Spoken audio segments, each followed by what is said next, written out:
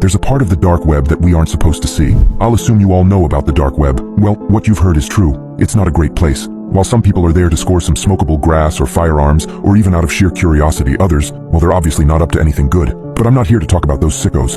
I'm here to talk about what lies beyond that point. The more cryptic and unexplainable part of the internet. The part that nobody's really supposed to see. There was an infographic that cropped up a while ago.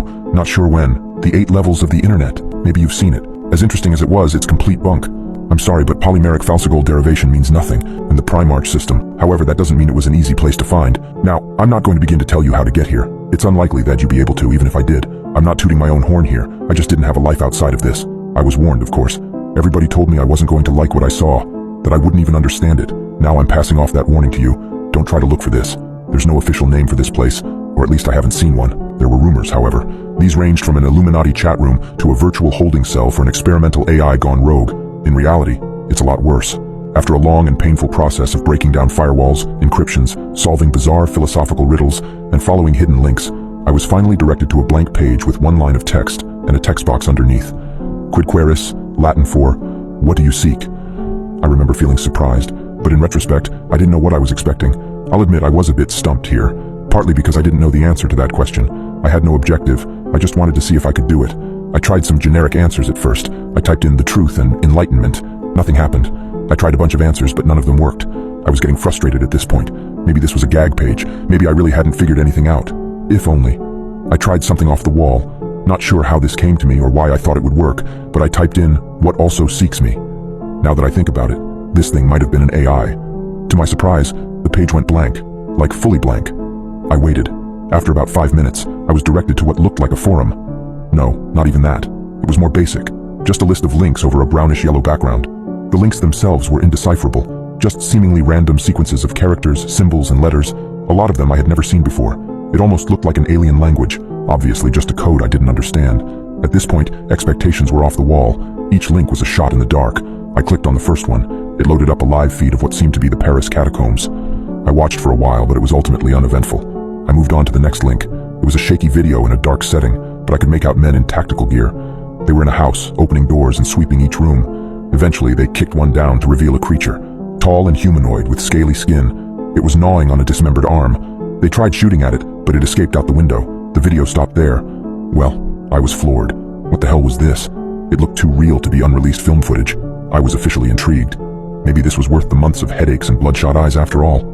I couldn't stop now. I started working down the list of links. With each click, everything got more and more bizarre, more disturbing. I stumbled upon a document called The Paragon Project, detailing trials of human experimentation that would lead to superhuman levels of strength and durability. It was an apparent success. Looked official too. There were essays on space-time anomalies, glitches in reality, and apparent pictures of alternate dimensions. There were detailed explanations regarding Area 51, the Bermuda Triangle, assassinations, disappearances, and the true nature of the Holy Grail. One of the more upsetting ones was a document referring to a world-ending bomb, a nuke that's 720,000 times stronger than the one dropped on Hiroshima. I don't want to know why we would need that. I found contingency plans for different kinds of apocalypses: nuclear winter, biological weapons, viral outbreak. Some more peculiar ones were called the Marianas Trench Abnormality, the bluntly labeled Strange Man on the 15th Floor, and one simply referred to as Blackout. Recovered logs of skinwalker hunting expeditions, 911 transcripts from residents of a town in Texas that went missing in 1977, and even the journals that belonged to the people involved in the Dyatlov Pass incident. They didn't go insane because of the snow. I spent hours on there, looking through pages and pages of things I felt like I wasn't supposed to see. I came across a trailer to a silent film made back in 1910, one that apparently made people claw their eyes out after watching that nearly derailed the whole industry. There was a live stream of a hooded man sitting in front of a camera, head crouched down. He eventually lifted his head. Even though he had no mouth, a deep guttural hello came through my speakers. Somehow I knew it came from him. I didn't stick around for that. There were obscure sets of step-by-step guides that involved things like cutting off your own limbs and sewing on corpses, performing religious incantations in the middle of the Siberian forest, and going to coordinates that apparently housed captive fallen angels. It was unclear what any of these were supposed to achieve. There was also a 20-second-long clip titled The Futility of the Living. I didn't watch it. That's when I realized there was no way even the highest form of organized government had full control of this. One of the scariest things about this whole experience was that I didn't find an end to the list. No matter far I scrolled down. I think I had a meltdown and passed out eventually because I woke up on my floor in the middle of the night. I looked at my computer screen to see looped helicopter footage of a massive crab-like creature tearing apart a coastal island. I clicked off of it. I just sat there for the longest time. I couldn't comprehend what I was seeing, and I don't think I really wanted to. Now I'm not really sure why I kept going. My brain was screaming for me to take my computer out to the lawn and smash it into pieces, but I didn't. I noticed something I hadn't before. A small message at the bottom left-hand corner of the screen. I don't know if it was always there or not. It was hard to read, so I had to squint. More Latin, translated into, "Are you satisfied?" There were two options underneath it, yes and no. Now I knew the answer to this question. Hell no, I wasn't satisfied. I was horrified, scarred for life, but I should have clicked on yes. If I just clicked on yes, it would have taken me out of that godforsaken place, back to comfort and sanity. Even right now, I can't tell you why I clicked on no. But once I did, the page seemed to refresh. It was still the same basic setup, except there were only 4 links. This time, there were no recognizable numbers or characters. Hell, it didn't look like anything that could have come from this world, just a collection of extremely crude symbols that didn't give off any sense of pattern or direction. I clicked on the first link. After about 20 seconds, I slammed my computer shut. I can't describe to you what I saw. All I know is that I wasn't supposed to see it. Nobody should ever see something like this. It's not only that it didn't make any sense, I can't tell you why it didn't. I couldn't begin to grasp the images I was seeing. It wasn't graphic or anything, not like that. I just couldn't recognize anything. I could make out things moving, but not in a way any creature on Earth has ever moved before. Colors that I'd never seen before. Just thinking about it gives me a splitting headache. This is my best attempt at visualizing it. We have 3 dimensions here on Earth. We can move forwards, backwards, left and right.